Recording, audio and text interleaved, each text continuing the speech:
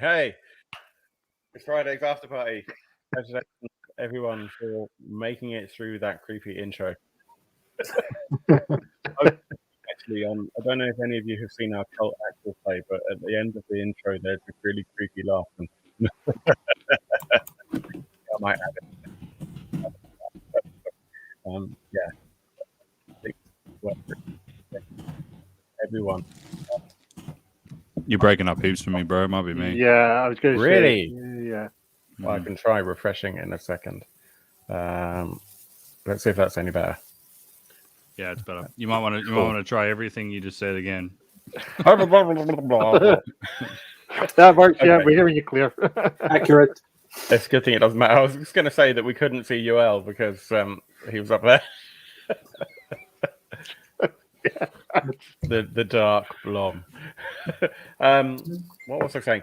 And on the cult intro, we have this really creepy laugh at the end of it for the countdown, and I'm thinking maybe I need to add it for the after party here, because with that really creepy intro music, whilst we're all getting ready from joining after the previous show, it seems appropriate. How's everyone doing? Happy Friday! I'm glad it is Friday. Me too. I have the pleasure of not working tomorrow. Oh, do you know what? Actually, 1 second. Talk among yourselves. I will be right back. Yeah. Fetching you must. Right? Yeah, Nice. I've spared the Cyclops buttocks thing. Just unbelievable. This miniature, you don't expect to ever see that miniature. He's still got more. Good This man. is my last one. I only had 2. But you didn't get was that the freeway? Yep, it is. Yeah. I didn't send him the Apothekarnes, and that is because I read some tests. I didn't believe him, so I bought the Apothekarnes to make comparison test myself.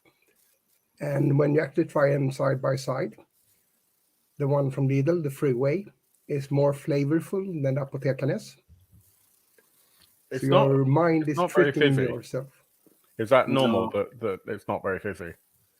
It loses fizziness very quickly. Okay. Let's just for anyone who doesn't. Oh, first of all, thank you pour everyone it in a who's glass. joined us live. So, Tinderloss, really great to see you, and Exodus, thanks for joining us earlier on.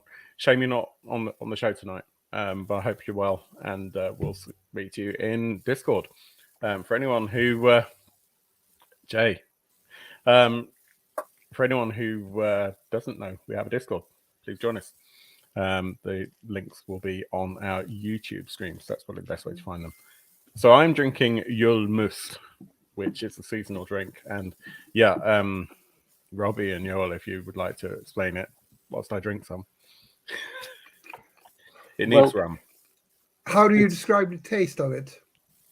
You must taste like you must. Yeah. It reminds me of, we have a confectionery in the UK. Actually, no, it's a little bit like an Iron Brew, which is a Scottish drink, but it reminds me more of something called a Wham bar, which is like a fruity, chewy stick. It's like almost like a 30-centimeter ruler of that sort of candy that's once you start chewing it becomes very soft, but very sticky, and it starts off rock solid. So it's that kind of fruit. It's not too sweet. I really like it a lot, actually. And I will definitely be trying to buy some from IKEA next time we have a Christmas. But it's a seasonal drink, right? That you can only you can drink it during Easter, but then we switch the name. Okay. Is that called Ostmust or something? Ostmust, yeah. Swedish win. Awesome. There you go. Getting there. I did start learning Swedish. I had a Swedish teacher and everything, and I did it for about 2 or 3 months. And I had the apps. I've even forgot what the apps are called now. There's a couple of different apps. Memrise is one of them. And I was doing really well on them. And then lockdown happened, and suddenly not home alone, and actually I do find that learning another language and trying to talk to someone in another language is kind of humiliating, at least at the beginning. So you end up quite self-conscious. And I'm working in the dining room, so there's that as well. And we all just get a lot more tired, right, of just staring at the screen in the same place all day. Yeah. I'll get back to it. I feel like I'm used to it by now. Yeah, Like, I kind of haven't know, like- because I'm in the dining room. When when everything first started and stuff, like I stopped playing role playing games like pretty much altogether because I was like, well, I remember that. you know, it's round the table or nothing, baby.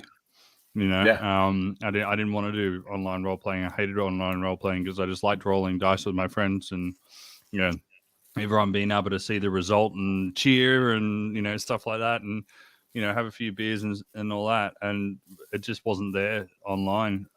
But Yeah. it's surprising how good online is when it's your only option. Sort of. Yeah. That's fair. That's fair. And I think it's a very different experience. I get way more tired playing online than I do in person. But having said that, I'm getting more tired in person playing as well. So that might just be because I'm getting old. You know, Thank you. maybe Thank you very much. being online is good. I mean, you know, you've still got like youthful vigor, Robbie. You don't count. You're going to be like 35 until you're 90. Thank you. For the rest of us, Yeah. And when it comes to rolling dice together, that's where a lot of the VTTs actually help. good to Like see. Robin and I play using Foundry.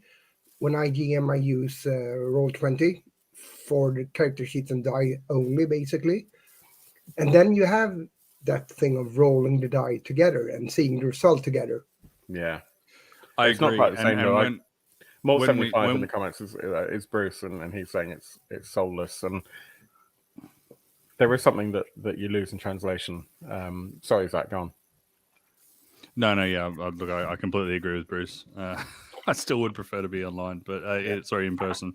But the in terms of seeing the result together, when I first started going online, when I was forced to, I was like, I'm gonna keep on rolling my bones, you know, like I ain't gonna roll online stuff. It's soulless as Mort says there, but yeah, I saw the value in what you're saying in terms of the dice being rolled together and being able to celebrate the result or commiserate the result, as it were. You know, is really valuable. That said, I've now gone back to rolling in person, and so have all the rest of my players, like just on the table sort of thing, because there just is something about that tactile. You know, let's come on, you know, Lady Luck, let's do it. You know, like. You know, I don't know. I don't think online. I don't think virtual dice really give you that. You know, I miss the dice tower. That's I mean, what you need is a tower just to get that rattle and get it through, and then still swear blindly because you didn't get the number you're expecting. which is just not that number, whatever that number was. Here's how we make our millions, right? You know, maybe it's not all that well advised, you know, broadcast, but here's how we make our millions, right? Bluetooth dice, done.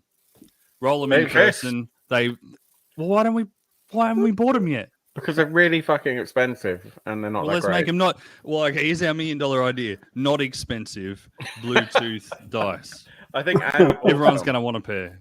I think Andy bought some because I think the USP for them is that you can pair them with your phone or digital device and it will read out what the number is.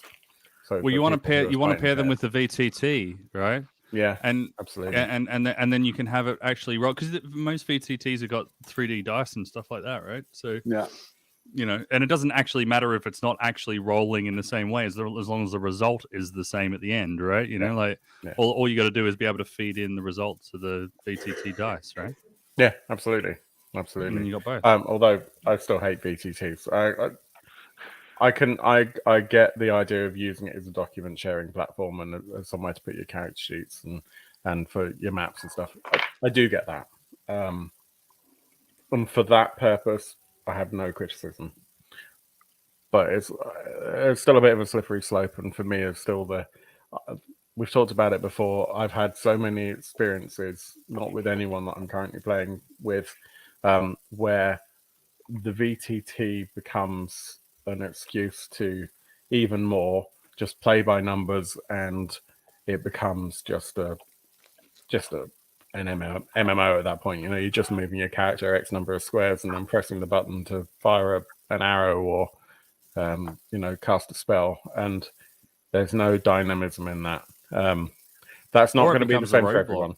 Yeah. Right. Like it becomes a roadblock to actually enjoying the game. Because I mean, it doesn't even have to be a VTT. I know when everything first went online, when everything got locked down, Mort and I were running a group together, and there were some people in the group who couldn't even navigate Google Meet. They couldn't unmute and mute themselves at the right times, and it just got to the point where it was like, you know what, I'm done. Yeah. I can't deal with this anymore. You know.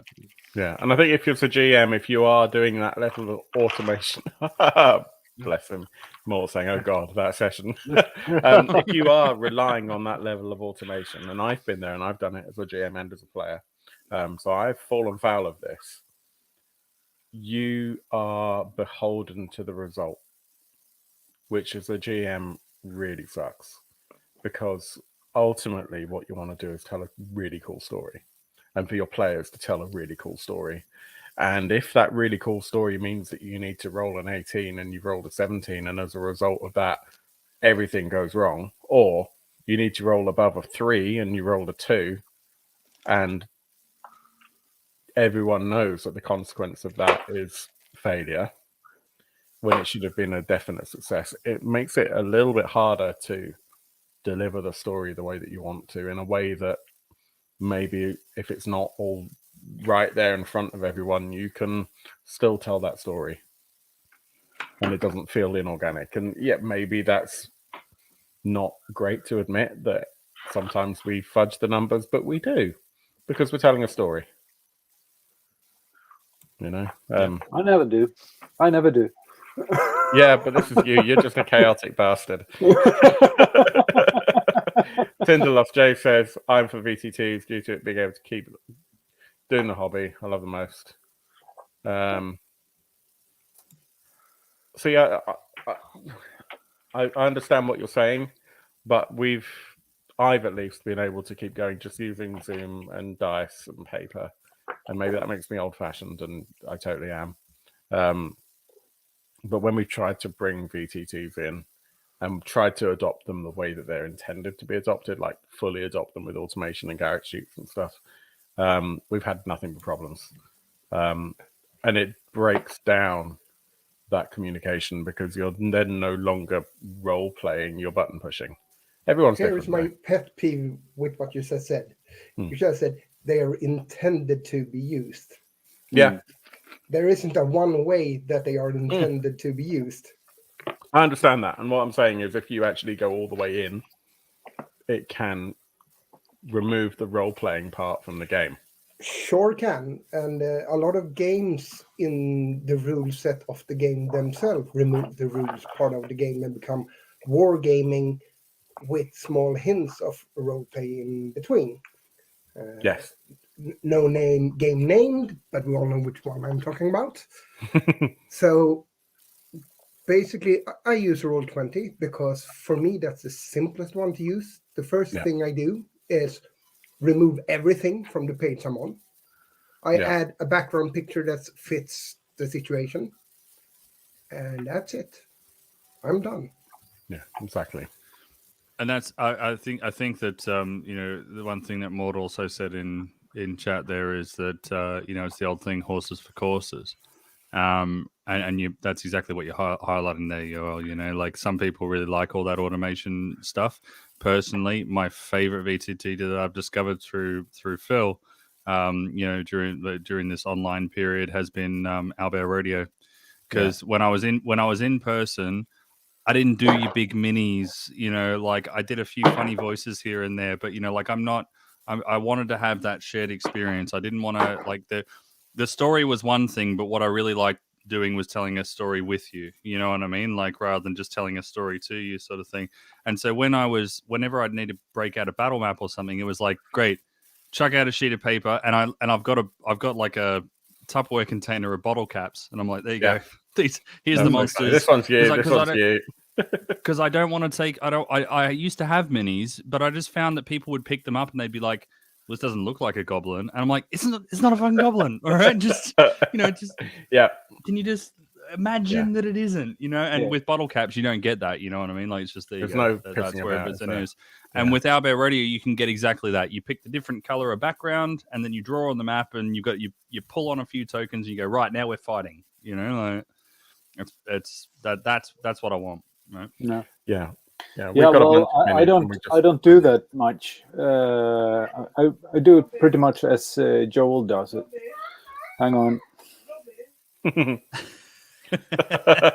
Just hear the background. Robbie. Someone's rolling initiative in the background. We'll let him back in a minute. Oh, he's back very quickly. There we go. All right. I was going to say, your advantage of your ETTs to just bring us back to the Lord of the Spreadsheet, or do you want to save that? Yeah, that game. Yeah, we should probably talk about that a little bit because only if you're watching it live, you're a patron, and you're going to be able to see this. But yeah, I mean, we've got a bunch of minis. They come out occasionally for RPGs, but it just slows stuff down. So do as much as we can Theatre of the Mind, just because it's quicker. There's less pissing about, and yeah, you don't end up then, as Bruce said, Mort said, counting every square, which you can do if you've got minis down and grids and everything. It gets really irritating. Lords of Chaos, was it the game that we were looking at? I think that was what it's called, yeah. And I love the style of it. When I first saw it, I thought straight away, well, this is Zach. Zach all over. And I did love it when I first saw it as well. Yeah, exactly. You're like, oh wow, this looks really fun. We lost your audio for a second, by the way, Zach. That's just because I'm not talking into the mic. It was behind your head. Because I was trying to get you the link for the. I've got it. It's cool. Yeah, you got it. Yarp.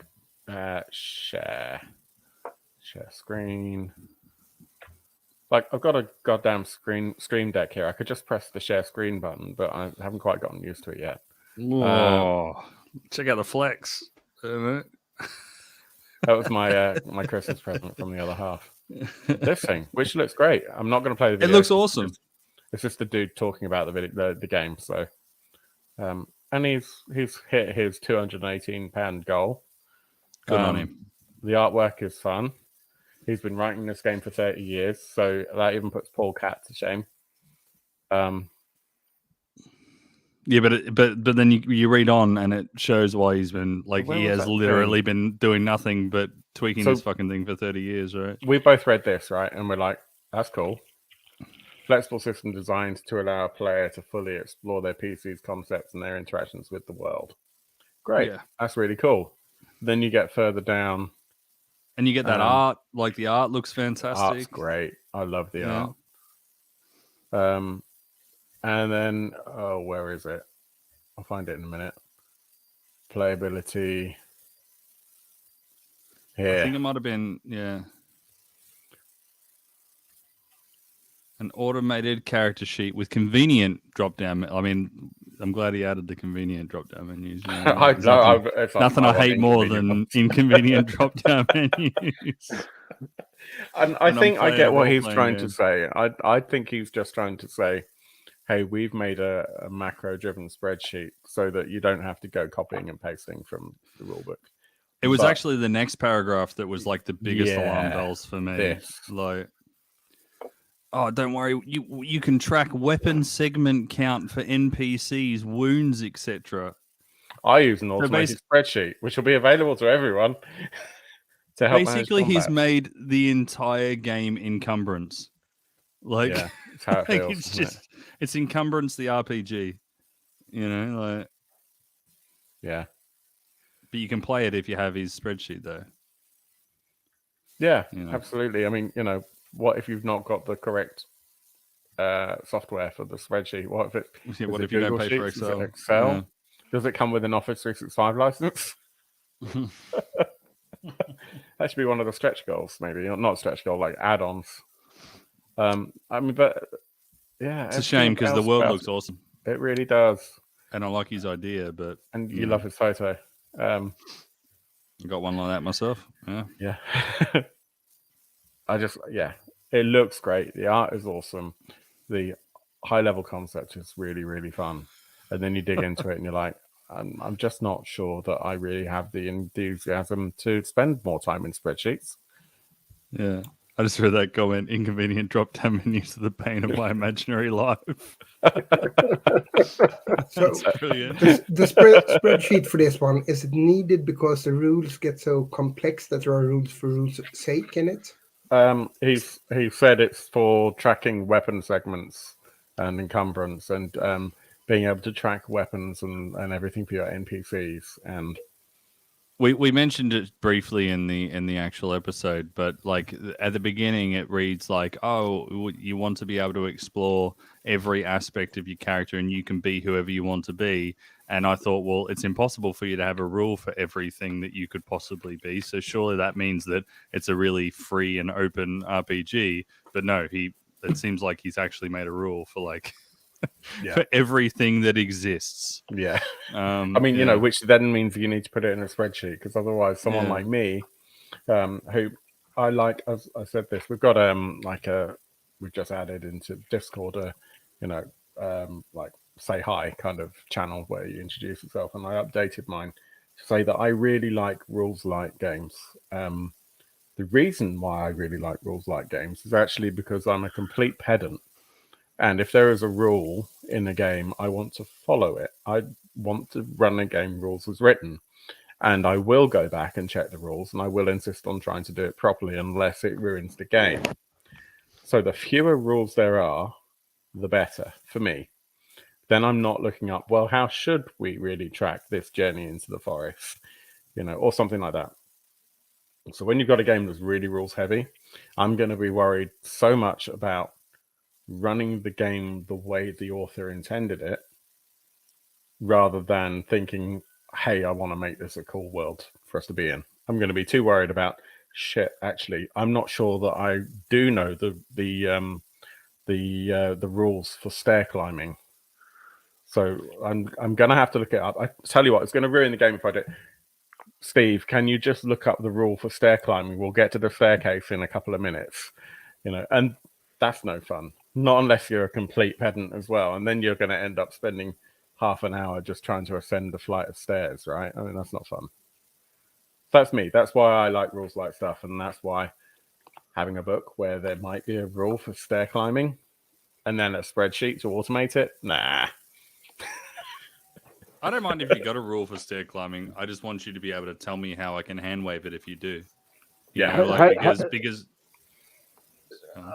so I was going to say, do you have the skill for stair climbing? Why would you feel that? Yeah, that's a good point. If you're playing 5th edition, you need to make sure you have that. Otherwise, you're going to have to find a ramp. But that's what I really like about Savage Worlds, is that there are rules for basically everything, but basically every rule has if you want to hand wave it, you can do this, which is great because I ain't going to read your whole rule book before I play your game. I never do. I never ever read the whole rule book. And even if I did, I wouldn't have it all in my brain to run the game. So there's going to be a period of time of over the course of 10, 15, 20 games where I'm learning things about your game. And in the meantime, I'm going to hand wave stuff. So please tell me how to do that. You know what I mean? I still haven't got my head around Savage Worlds. We're still playing it. So we played Deadlands Now. I've said this before many times. We played Deadlands Now. I played it for like 7 months. And then when that campaign ended, we started playing Weird West, with not with me running that, with one of the other guys from the group running that, and said, Simon, this player, and we're still tripping over rules that we've used like every session, but you're still like, is it this or is it that? Which what do I need to do to clear Shaken? Is it a spirit roll or a vigor roll? It's a spirit roll. And you'd think by now that'll have gone in. But my biggest bugbear with Savage Worlds is actually it's combat. And it's a minis derived, or like a war game derived system.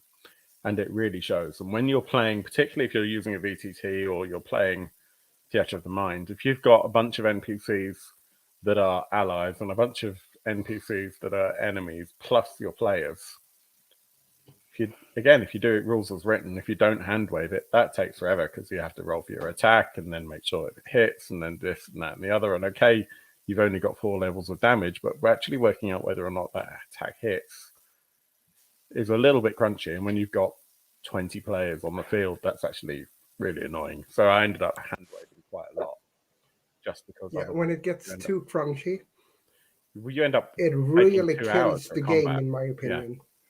Yeah. We had a version of Middle Earth role playing in Swedish, and there are so many different tables to look through when you make an attack. And after looking through like 3 or 4 tables, you either know that, oh, you missed. But wasn't that based on Rollmaster or something like that? Yes. Yeah. And Merp is based on Rollmaster as well. So it's horrible. It's a simulator, yeah, sure, but it takes forever. And how fun is it to look through table after table after table to notice that, oh, you missed. I think there's some systems that are definitely like you just can't hand wave things, and that does become quite, like I'll roll my dice now, you roll your dice now, let's consult tables. Okay, now based on that result, we'll roll dice again and consult other tables. But I don't think that Savage Worlds is that. I think it really does come down to how you want to run it. Like particularly because I'm running the same campaign as you are now. I finally got it to the table. Phil, you'll be proud of me. So are you playing Headstone? We're playing Blood Drive. Oh, no, we haven't started that. We're doing the horror at Headstone Hill. Okay. So that's a real sort of open world sandbox, like an adventure site. So, yeah. Yeah, well, Blood Drive is very much a classic adventure, beginning, middle, quite and linear. Sort of thing. I mean, I wouldn't call it. Look, I wouldn't call it linear so much as it is hook driven. You know what I mean? Like you want your players to take the hooks that you're laying down. I think I would probably have a much harder time if I was playing with a different group, but the group that I'm playing with are quite happy to be heroes. And so if I say, hey, here's a way you can be a hero, then they'll take that. There's no need for MacGuffins or anything like that. But what I found with them is that we had like a 4-hour session the other day, and there was some dice rolling, but ultimately they just explored their characters for 4 hours. They moseyed on around, and they birthed some calves, and they busted some broncos and stuff like that, and they had a great time doing it. All the sessions were great for that. And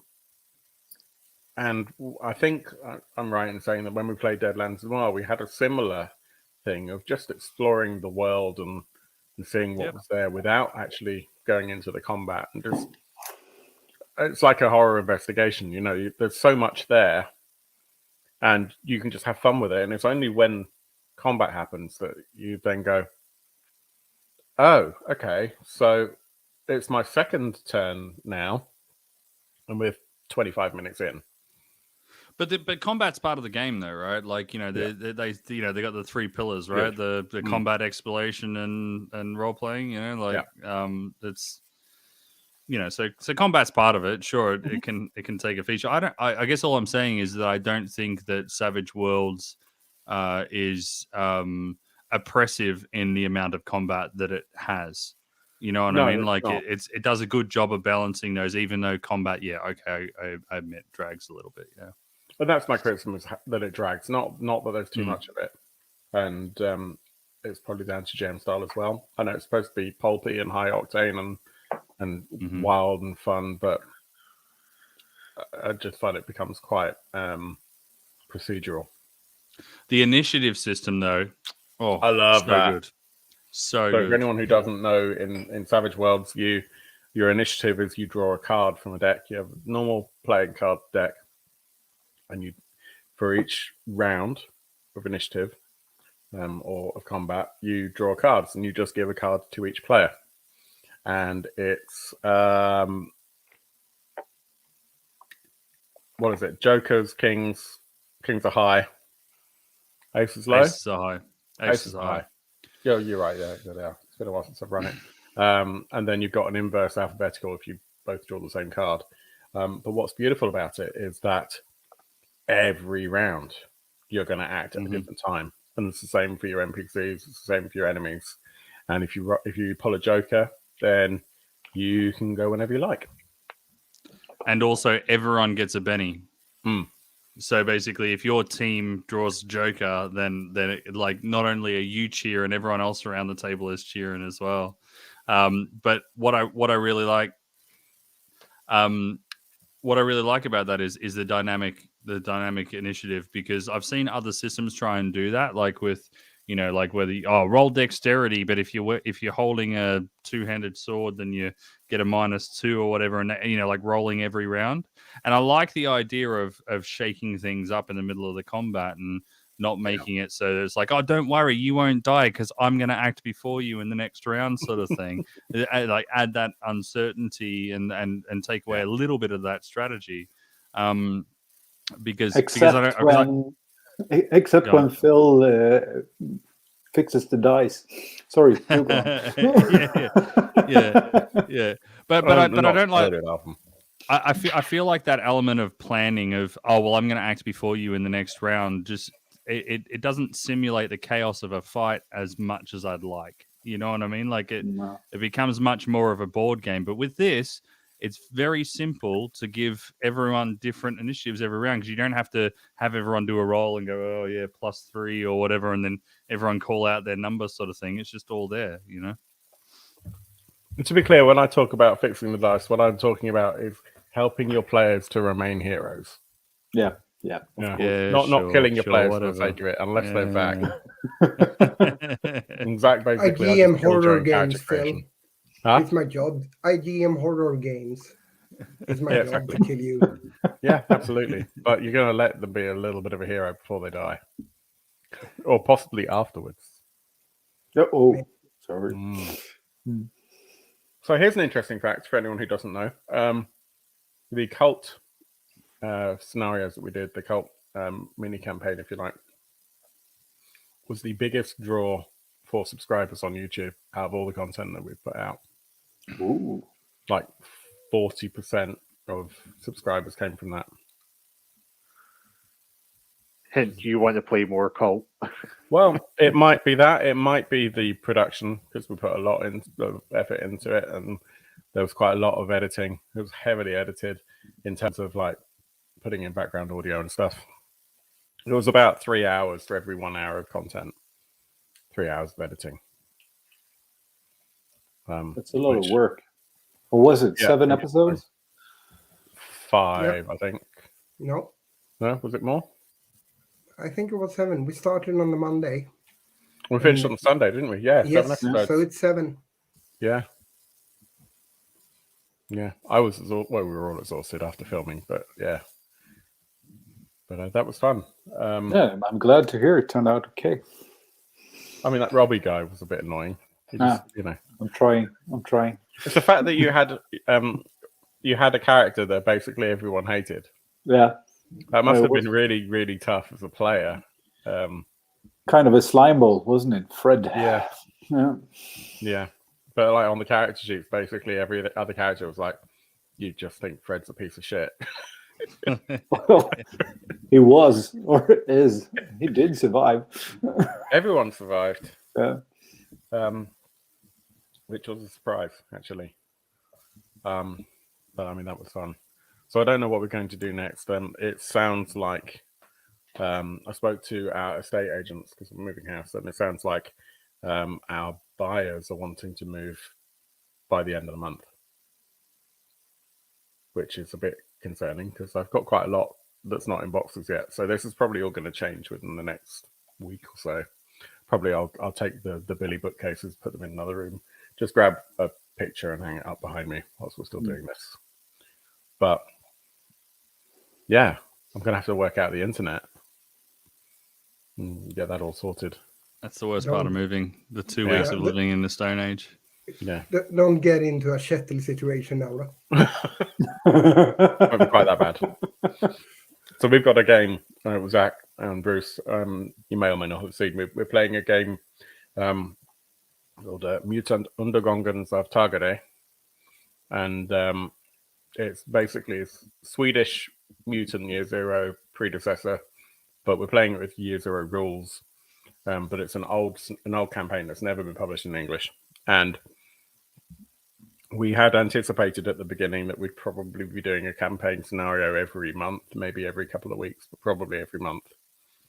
We started in April of last year, and we've managed to do 2 sessions, which we recorded and we put out on the Dark Orb. I've actually unlisted them. They're still there, but I've unlisted them because our GM then lost internet for like 6 months. Just had nothing almost. And it is no good. Wasn't fun. I mean, the game itself is amazing. I can't wait to play it, and we're hoping to get another session in tomorrow. But events have conspired against us. We were going to play last week, but Yoel decided to go around licking strange people. Yeah, I mean, still not 100%. I was going to say, I meant to ask you earlier, how are you feeling? Now it's you come. okay-ish. Well, now it comes up. Yeah, but Shettle wrote, didn't he write that there will be no session tomorrow? Yeah, It did. Yeah, so it's not even a possibility. It's shut down. Yeah, it's a shame. Whereas I'm probably going to be gambling next week with the possibility of literally. COVID. Yeah, you're literally gambling with that. Because I was hoping like my mates were going to cancel. I was like, I haven't booked any holidays off my work yet.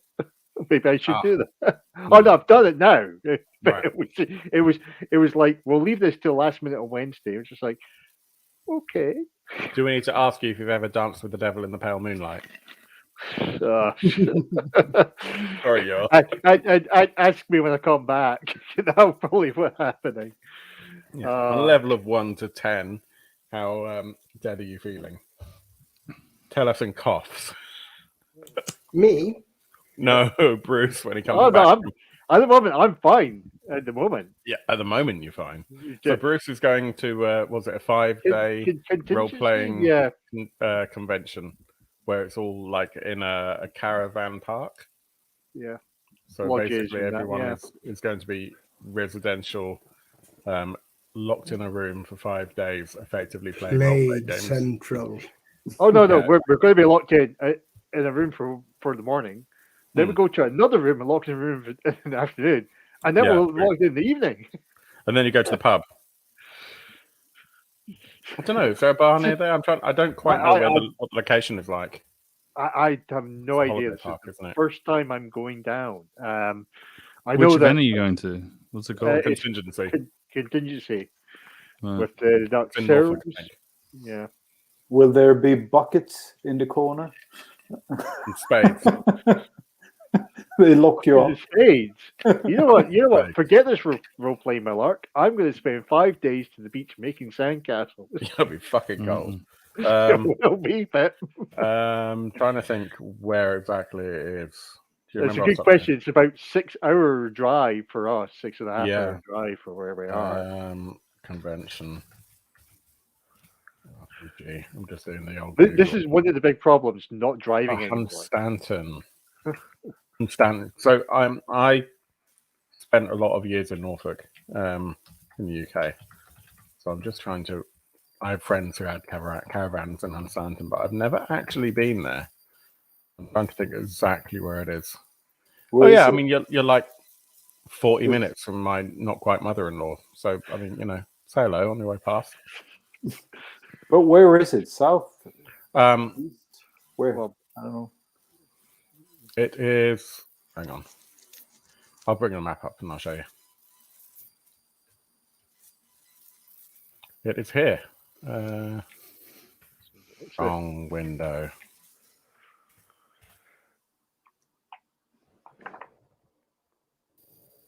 Does that help? There it is. Spot on. No, it's too close. You need to go far back. That looked like it almost was going right into the waters there. You get an idea of where I am as well. So I'm just. How is that 6 hours from you lot? That's it's 6 hours from Bruce because Bruce is I'm up here. from Edinburgh, yeah. Oh, right. Okay, yeah, it's 6 I'm hours. in even another more north country, than you mate. Yeah. I assumed you were in London like everyone else in the UK. Yeah. No, can't you tell that he talks funny, Zach? Well, yeah, I can tell you talk. I talk funny, mate, and I lived in London.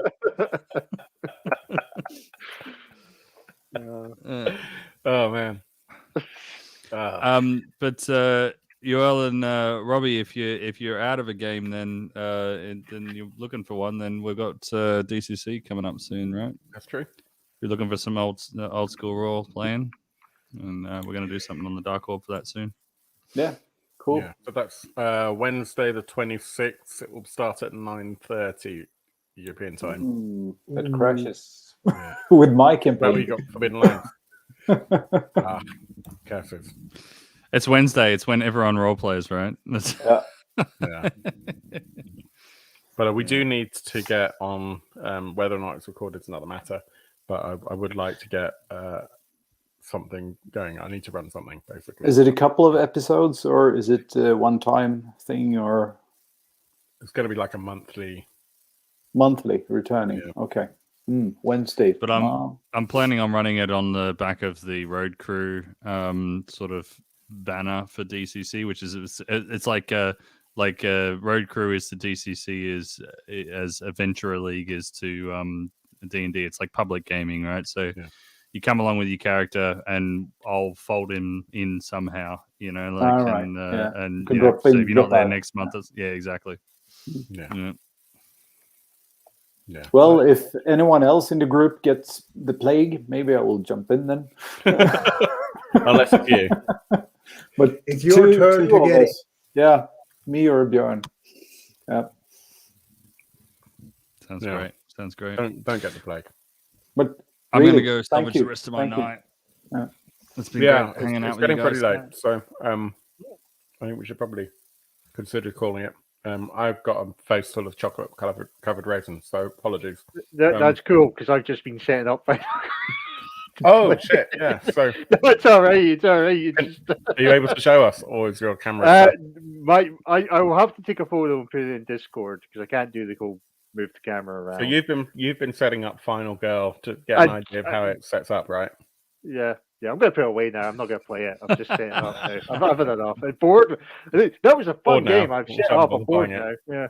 No. It's that was a fun setup. That's everything I hoped it would be. Yeah. Wow. I paid so much money for this. This is brilliant. Right. Let's put it away now. No. Look at all the bits. Are you going to play it this evening? Yeah. I'm ready to game. I'm actually literally ready to game. I've got my final girl. From the 2, Rico. I'm going to take on Hans the Butcher. I'm going to get chased around the camp, obviously, where the teens like skinny dipping. And apparently... Stay there. Yeah. Apparently, I've got the options of getting the weapons to defeat the killer, a trash can, Lucky Rabbit's foot, and a map. Yeah. This is. You know what? I'm just going to look for the exit and just leave and abandon. Use the map. Don't be a scaredy cat. Yeah, when you do the one that's get out. It's when you play the one that's set at a caravan holiday park. Yeah, right. So Bruce, I'd really love it if you could let us know in Discord how it is. Yeah, I will. Certainly, I know if you're interested. Zach needs to know whether or not he needs to throw money at that product. Yeah, I would say if you want to, just for one of the things, if it does turn out quite really enjoyable, hopefully you can buy each in a breakup as you go along. But I think you do want to have more than just one VHS box sets. Mm-hmm. Yeah, if it's good, I'm probably gonna buy everything as soon as it hits the shelves in my LES. Yeah, and actually, I noticed they've got the Terror from Above is actually a Kickstarter thing for, which is basically the birds, but you need one of the VHS things to make it playable because it doesn't have a location. It's just a whole set of monster stuff. That's fun. It's like an add-on. Yeah, it's a killer add-on that just shows we didn't give you a location or anything. But if you want to relive Birdemic, if you've ever seen the worst ever Death and Awe or whatever it's called. Oh, Shock and Awe. Shock and Awe. Yeah. Anyone who doesn't know, don't look on YouTube for Birdemic because it will be the worst film that you've seen today. Yeah, I've only seen the Riff Tracks version of it.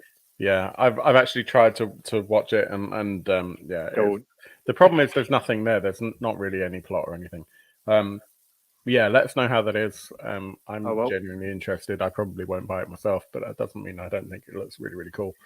Robbie, it was really great. Just borrow my copy. Yeah, because you're nice and local. Robbie, it was really great to see you. I'm really pleased you're able to join us. Yoel, I'm glad that you're feeling a lot better. Zach, hi. Fuck you. We'll all catch up pretty soon. For anyone who's watching this on recordings, I mean, not really likely apart from Vember because everyone else on the Patreon's here. Apart from Andy. So Andy, you should have stuck around, man, but I hope you're all right. Yeah. Talk to you on Discord. Yeah. See you guys. See you guys. Ciao, ciao, ciao. Now I need to find the branding thing for the leaving. Which is here. Bye. Bye.